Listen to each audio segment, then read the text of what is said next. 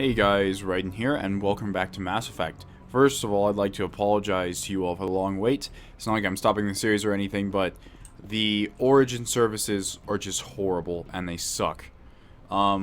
This is the third time my Origin account has been hacked. And then on top of that, right when I finally got around to fixing it through their really horrid support, they decided that their servers aren't going to work. And the problem with their servers aren't working is apparently if you're not logged in, or it logs me out every time, and even though I have the game downloaded, I must log in to play it. And if their servers are down and they can't log me in, then I can't play it and I can't record it or do anything. So that's just an explanation for that. Anyways, I figured why not go ahead and get started with some stuff. Or what we could also do is, let's see if I can find it. Journal. Not the journal, the codex.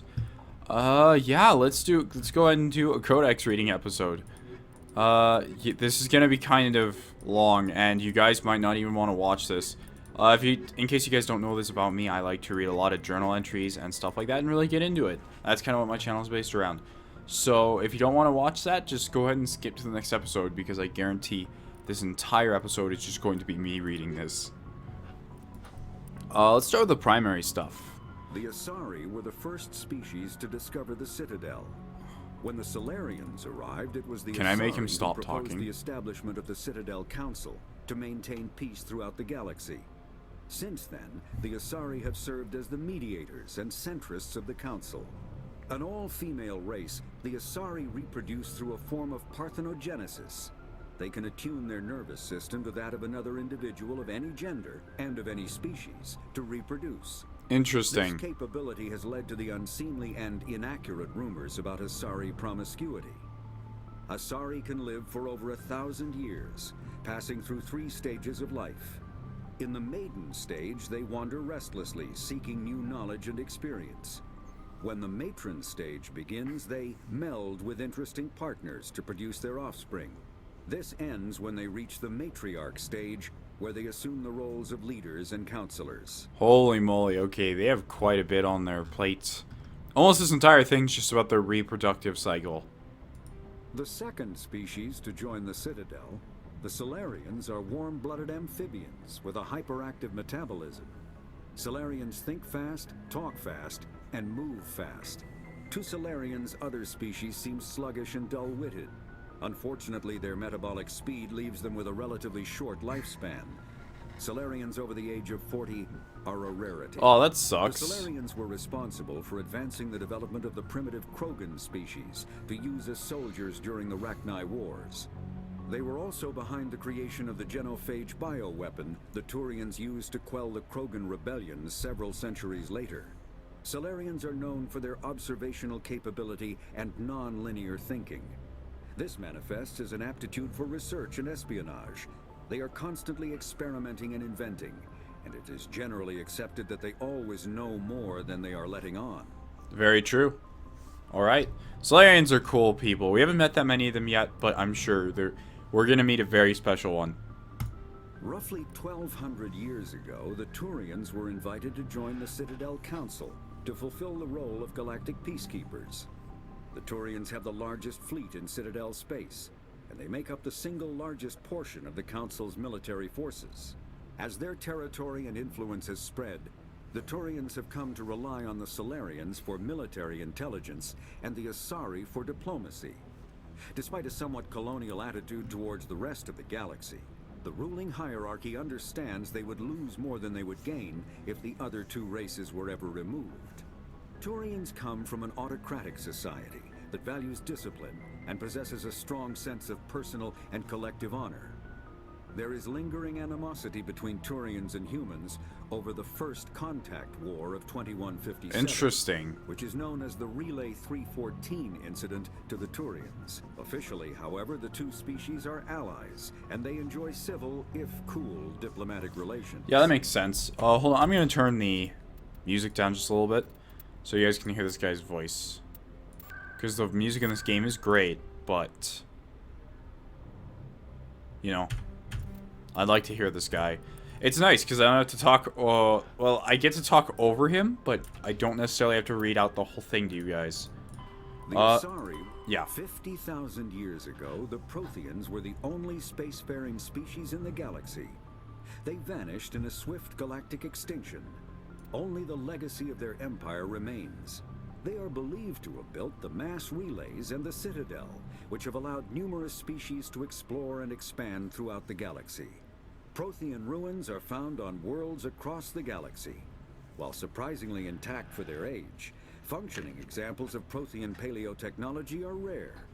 Time and generations of looters have picked their dead cities and derelict stations clean. Some believe the Protheans meddled in the evolution of younger races. The Hanar homeworld of Kajay, for example, shows clear evidence of former Prothean occupation. The presence of a former Prothean observation post on Mars has caused a rebirth of interventionary evolutionists among humans.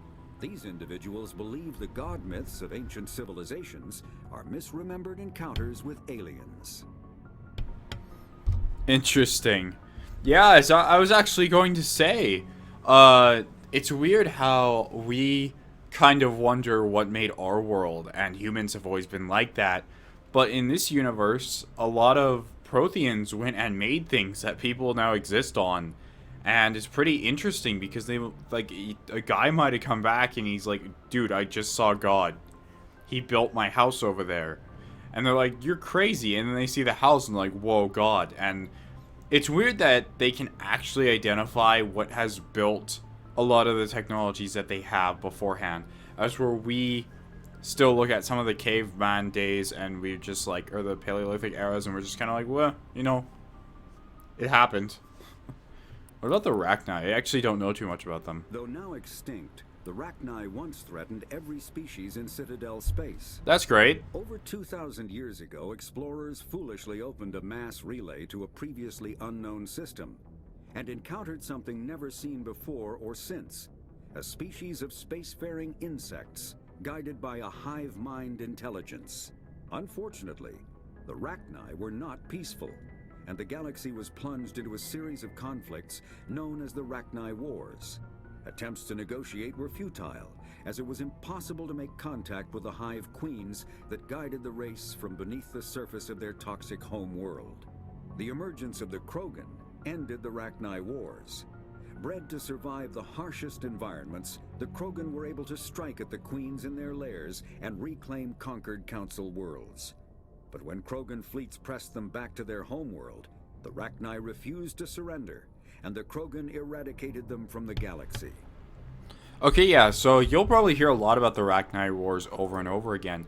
I don't know if they show up in this game, because I really don't believe they show up in the other two, but I could be wrong. I know they don't show up in 2, maybe 3. I haven't played it in forever. Non-council races. The Elcor are a Citadel species native to the high-gravity world Dakuna. They are massive creatures, standing on 4 muscular legs for increased stability. Elcor move slowly, an evolved response to an environment where a fall can be lethal. This has colored their psychology, making them deliberate and conservative. Elcor's speech is ponderous and monotone. Among themselves, scent, slight movements, and sub-vocalized infrasound convey. The Elcor are a Citadel species. I actually didn't mean to cancel that. I was wondering if I could scroll down the list. Yeah, there's a lot to go through, so I'm probably... Shut up. Shut up. I'm probably just going to look at what interests me at the moment. The Elcor, not really. Not that much. We might go back to it eventually. Like, I might do almost an hour-long episode if you guys are up for that, but... I'm just gonna start clicking on what is plot relevant and what I think is interesting. So next is the Geth. The Geth are a humanoid race of networked AIs. They were created by the Quarians 300 years ago as tools of labor and war. When the Geth showed signs of self-evolution, the Quarians attempted to exterminate them. The Geth won the resulting war. This example has led to legal, systematic repression of artificial intelligences in galactic society. The Geth possess a unique distributed intelligence.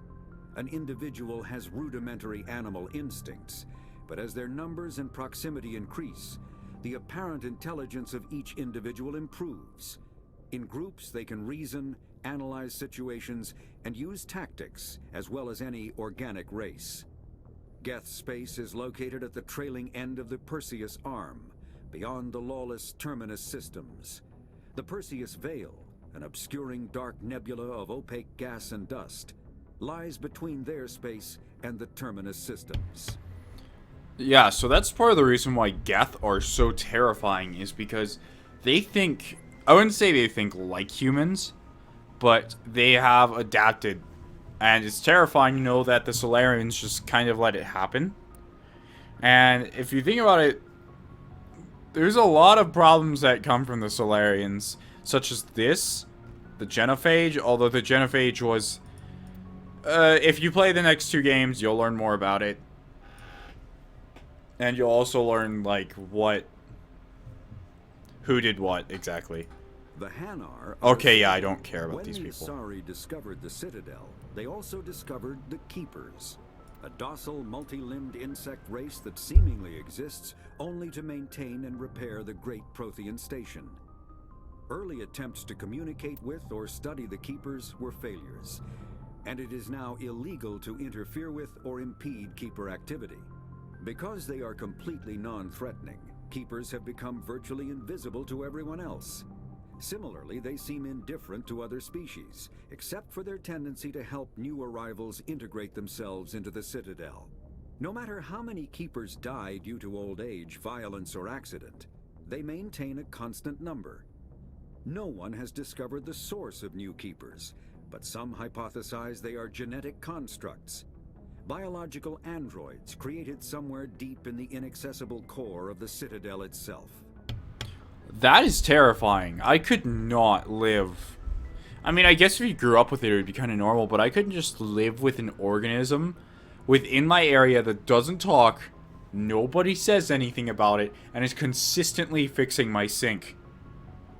It's very interesting that people are so okay with that, and I'm sure people have tried to research it. In fact, there's a quest we're doing right now for the guy that's trying to research the Keepers. And I hope we can do that eventually. Or do it now. I don't know. We'll have to see. Now, the Krogan are very, very interesting. Krogan and Quarians are especially the non-council races I want to get to. The Krogan evolved in a hostile and vicious environment. Until the invention of gunpowder weapons, eaten by predators was still the #1 cause of Krogan fatalities. Afterwards, it was death by gunshot. When the Solarians discovered them, the Krogan were a brutal, primitive species, struggling to survive a self-inflicted nuclear winter. The Solarians culturally uplifted them, teaching them to use and build modern technology, so they could serve as soldiers in the Rakni War. Liberated from the harsh conditions of their homeworld, the quick-breeding Krogan experienced an unprecedented population explosion. They began to colonize nearby worlds, even though these worlds were already inhabited. The Krogan rebellions lasted nearly a century, only ending when the Turians unleashed the Genophage, a Solarian-developed bioweapon that crushed all Krogan resistance. The Genophage makes only 1 in 1,000 pregnancies viable, and today the Krogan are a slowly dying breed. Understandably, the Krogan harbor a grudge against all other species, especially the Turians. Yeah, it's extremely weird, though, because in Mass Effect 2, I'm not going to spoil too much, but there is a Krogan that really seems to mind Solarians way more than Turians. And it's very weird that they've gotten away from this fact. I'm not sure how all the other Krogan act towards Solarians, because there's quite a few, but I don't know which one they essentially blame it on. But here it says that they blame it on pretty much every other species, which really sucks. But, you know, they're the way they are. Driven from their home system by the Geth nearly 3 centuries ago, most Quarians now live aboard the Migrant Fleet, a flotilla of 50,000 vessels ranging in size from passenger shuttles to mobile space stations. Home to 17 million Quarians, the flotilla understandably has scarce resources. Because of this, each Quarian must go on a rite of passage known as the Pilgrimage when they come of age. They leave the fleet and only return once they have found something of value they can bring back to their people. Other species tend to look down on the Quarians for creating the Geth and for the negative impact their fleet has when it enters a system. This has led to many myths and rumors about the Quarians, including the belief that underneath their clothes and breathing masks, they are actually cybernetic creatures, a combination of organic and synthetic parts. Yeah, so I pretty much knew all of that, but I did not know that people thought that they could be cyborgs. What are non-sapient creatures? After the Geth secure the location, they round up and impale dead and living bodies on mechanical spikes. The spikes rapidly transform these victims into withered husks, extracting water and trace minerals, and replacing them with cybernetics. The cybernetics reanimate the lifeless flesh and tissue, transforming the bodies into mindless killing machines. Some Alliance soldiers refer to the husk-generating spikes as dragon's teeth, a reference to the mythological berserkers who sprang up from the earth wherever the teeth of the dragon Eris were planted. Dragon's teeth and husks bear little resemblance to other pieces of Geth technology. No one is sure why a synthetic race would bother to drain the minuscule amount of recoverable resources from organic corpses, though the value of reusing them as shock troops is obvious. That is very true. Very true indeed. After the No, I don't Geths, want this. The Citadel is an ancient deep space station, presumably constructed by the Protheans. Since the Prothean extinction, numerous species have come to call the Citadel home. It serves as the political, cultural, and financial capital of the galactic community. To represent their interests, most species maintain embassies on the Presidium, the Citadel's inner ring.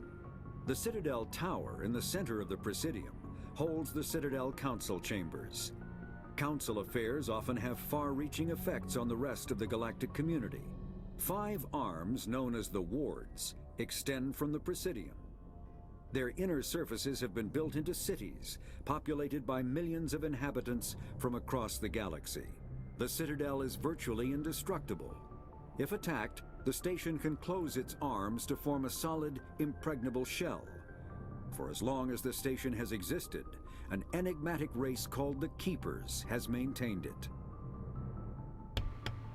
Okay, yeah, so we kind of knew that about the Citadel, except for the part about the arms closing. That's actually pretty interesting to me. And I think you could see that in a later game. By the way, for those of you who are new, you might be watching this and be like, hey, how do you know? This says blind. Yes, this game is blind to me, but not the second two. Or, not the second, yeah.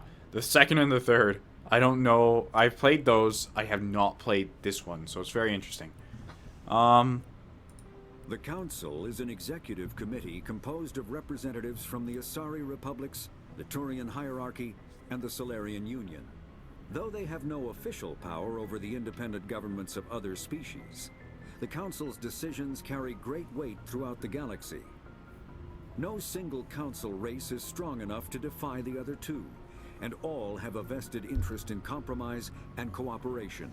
Each of the Council species has general characteristics associated with the various aspects of governing the galaxy. The Asari are typically seen as diplomats and mediators. The Solarians gather intelligence and information. The Turians provide the bulk of the military and peacekeeping forces. Any species granted an embassy on the Citadel is considered an associate member, bound by the accords of the Citadel Conventions. Associate members may bring issues to the attention of the Council, though they have no input on the decision.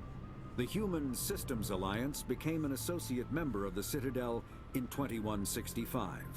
Citadel Space is an unofficial term referring to any region of space controlled by a species that acknowledges the authority of the Citadel Council. At first glance, it appears this territory encompasses most of the galaxy. In reality, however, less than 1% of the stars have been explored.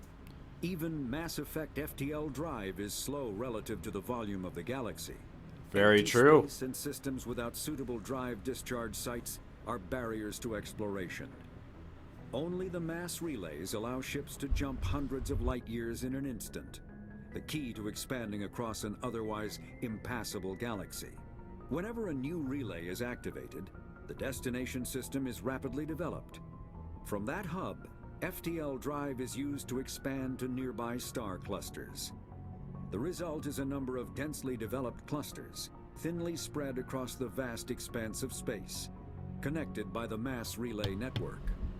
Yeah, so as I was gonna say when I first heard that, I'm like, Citadel Space is anywhere that Citadel or a council race, I guess, takes part, or I guess they inhabit. It's any part of space where they exist. And at first I was thinking, okay, isn't that pretty much everywhere? But then I'm like, wait, the galaxy's huge, and not even the galaxy, the universe is just gigantic. And even in Mass Effect, we have yet to explore a lot of it.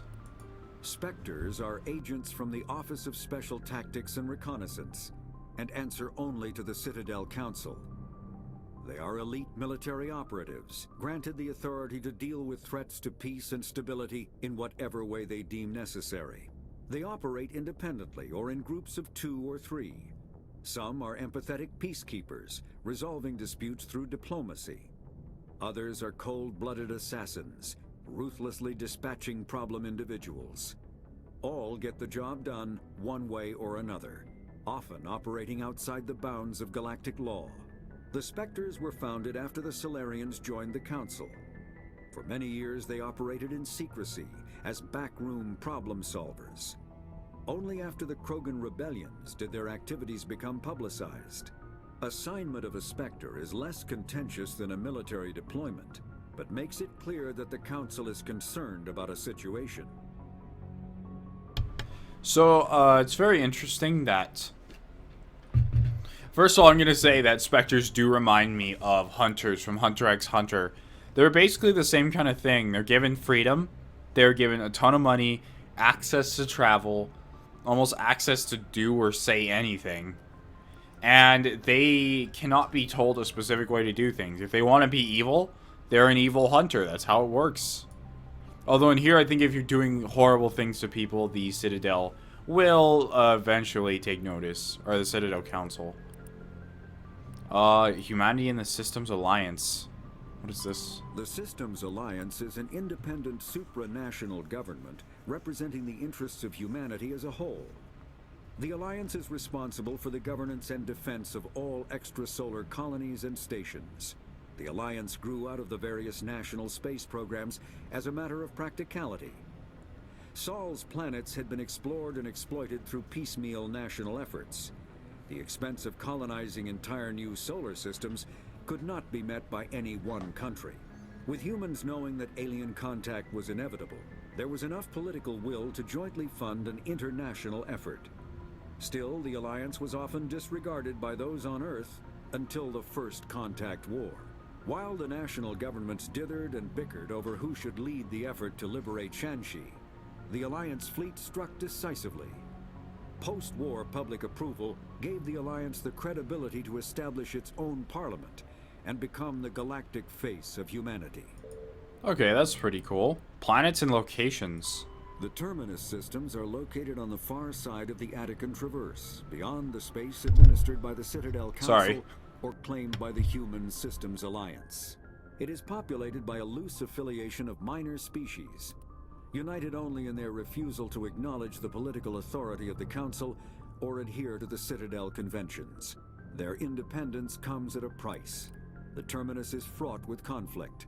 War among the various species is common, as governments and dictators constantly rise and fall. The region is a haven for illegal Okay, I closed that because I read through it before I even finished talking, and it's stuff we already know. Unfortunately, there's no, like, stop talking button, so I can just see if it's worth it or not to read through. Alright, all we have left now is, technology, weapons, armor, and equipment, and the secondary section. Which I don't know what's in the secondary section. Biotics is the ability of rare individuals to manipulate dark energy and create mass effect fields through the use of electrical impulses from the brain. Which is what we use. Training and surgically implanted amplifiers are necessary for a biotic to produce mass effect fields powerful enough for practical use. The relative strength of biotic abilities varies greatly among species and with each individual. There are 3 branches of biotics. Telekinesis uses mass-lowering fields to levitate or impel objects. Mass-raising kinetic fields are used to block or pin objects. Spatial distortion uses rapidly shifting mass fields to shred objects. Most organic species are capable of developing biotic abilities, though there are risks involved. Biotics are the result of an in utero exposure to element 0. This usually causes fatal cancers in the victim, but in rare cases, it coalesces into nodules within the fetus's developing nervous system. Yeah, so biotics are pretty cool. I've heard that they've become, I'm not sure if it's weaker or stronger, but as games go on, I think they've actually become stronger from 1 to 3. Here, I'm actually kind of scared because biotics are extremely weak. And not weak as an offensive power, but aside from their shield, which is amazing, they're paper plates. They're nothing when it comes to armor. Virtual intelligence. A virtual intelligence is an advanced form. We kind of know what those are. Is the ability of rare individuals. Let's learn about this stuff. Element 0 can increase or decrease the mass of a volume of space-time when subjected to an electrical current. With a positive current, mass is increased. With a negative current, mass is decreased. The stronger the current, the greater the magnitude of the dark energy mass effect. In space, low mass fields allow FTL travel and inexpensive surface-to-orbit transit. High mass fields create artificial gravity and push space debris away from vessels. In manufacturing, low mass fields permit the creation of evenly blended alloys, while high mass compaction creates dense, sturdy construction materials. The military makes extensive use of mobility-enhancing technologies, with Mass Effect utilizing fighting vehicles standard frontline issue in most military forces. Mass Effect fields are also essential in the creation of kinetic barriers or shields to protect against enemy fire. So yeah, we do use a Mass Effect field for one of our adept abilities, which is our shield. It works really, really well. So we have mass relays in the OmniTool. I've always been kind of curious about the OmniTool because they don't talk about it too much. They just say, use your OmniTool. So mass relays are feats of Prothean engineering advanced far beyond the technology of any living species. They are enormous structures scattered throughout the stars and can create corridors of virtually mass-free space, allowing instantaneous transit between locations separated by years or even centuries of travel using conventional FTL drives. Primary mass relays can propel ships thousands of light years, often from one spiral arm of the galaxy to another. However, they have fixed one-to-one connections. A primary relay connects to one other primary relay and nowhere else. Secondary relays can only propel ships across a few hundred light years. However, they are omnidirectional. A secondary relay can send a ship to any other relay within its limited range.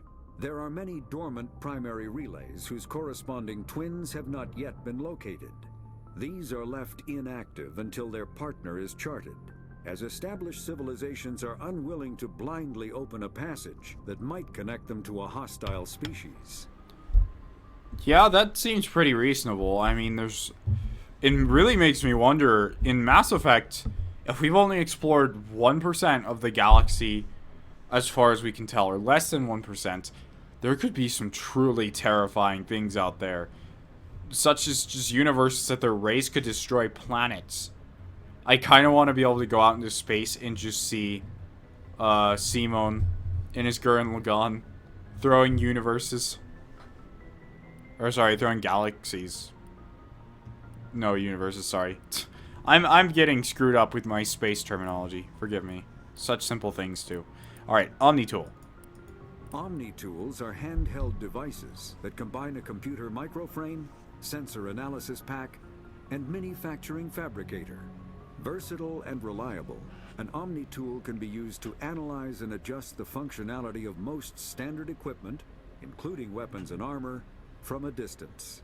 The fabrication module can rapidly assemble small three-dimensional objects from common reusable industrial plastics, ceramics, and light alloys. This allows for field repairs and modifications to most standard items, as well as the reuse of salvaged equipment. OmniTools are standard issue for soldiers and Ah, first-in just for colonists. soldiers. I've always thought that OmniTools were the equivalent of, like, a phone. A smartphone, and that everybody had them. But I suppose not. Combat hard suits use a dual-layer system to protect the wearer. The inner layer consists of fabric armor with kinetic padding. Areas that Okay, yeah, need to be I don't flexible, need such to as hear the this. chest or shins. Kinetic barriers, more commonly called shields, provide protection against most mass accelerator weapons. Whether on a starship or a soldier's suit of armor, the basic principle remains the same. Kinetic barriers are repulsive mass effect fields projected from... Okay, I read through it. We can actually read through them like this. But the only interesting thing here, in my opinion at least, this last part where it says, the shielding afforded by kinetic barriers does not protect against extremes of temperature, toxins, or radiation. So essentially, it's not a Samus suit. I don't know what the secondary stuff is. Oh. Oh, wow. Okay, that's a lot of stuff. And there's no narrator either. Holy moly. Yeah, the Genophage. There's a lot of stuff here. Upgrades. They have lore on upgrades. Oh my goodness. Alright, well, we're going to read the secondary stuff later. Thank you guys for watching. This episode was entirely optional, so if you were here watching that, that means that you're really interested in what the gist of my channel is about. And that's really cool. And if you could, I would like you to leave a like, subscribe thing. And I will see you guys next time, where hopefully we will be shooting some stuff and talking to some people. Raiden out.